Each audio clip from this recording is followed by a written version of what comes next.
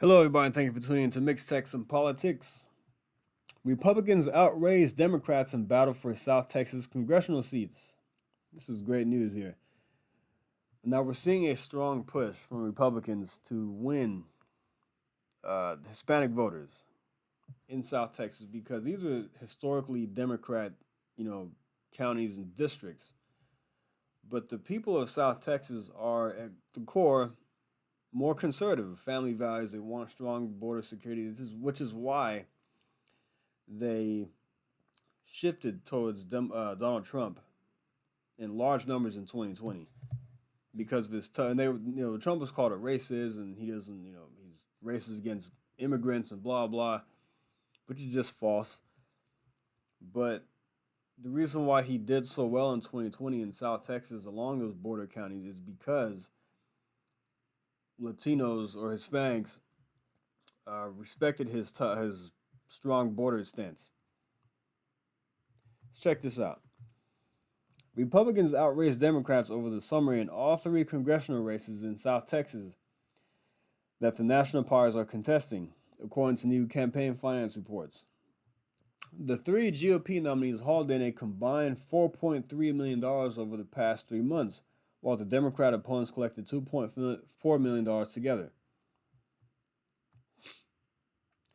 Winning the seats could help the GOP retake the House, but it also would provide a major psychological win for a party intensely focused on border policy and gaining ground with Hispanic voters.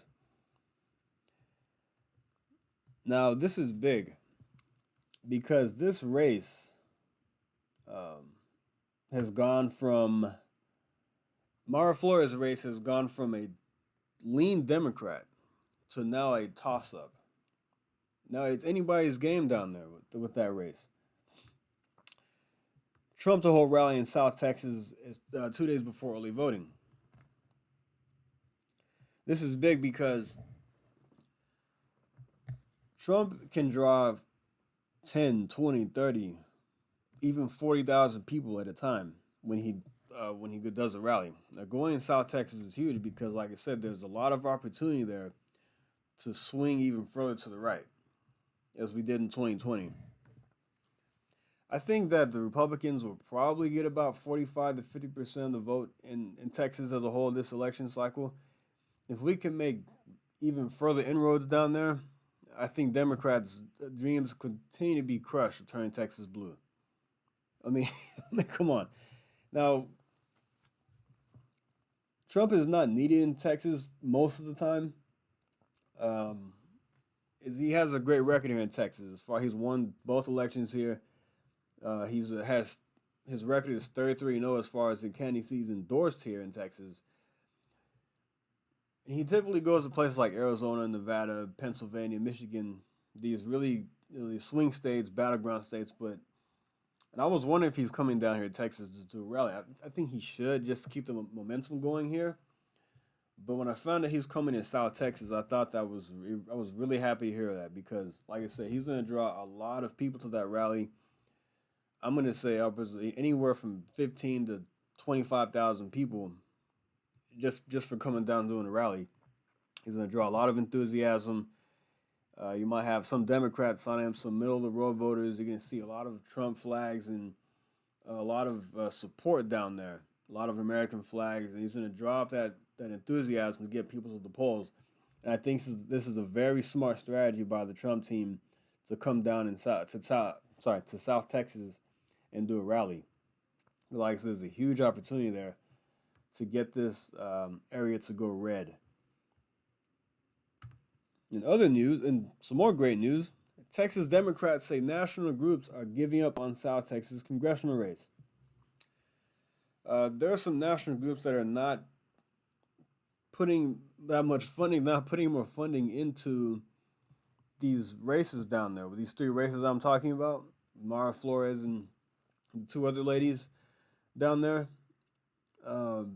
Democrats are putting resources in other races where they feel like they have a better chance of winning. So there you go.